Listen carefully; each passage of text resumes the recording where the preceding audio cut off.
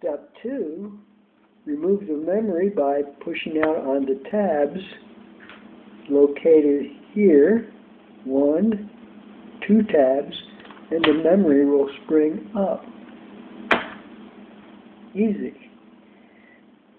Before you remove the memory, get an idea for how it feels, because when you replace it, you'll want to have an idea of what it feels like and how far you have to push it in. The memory springs up, so push up and down on it a few times just to get a tactile sensation of how it feels.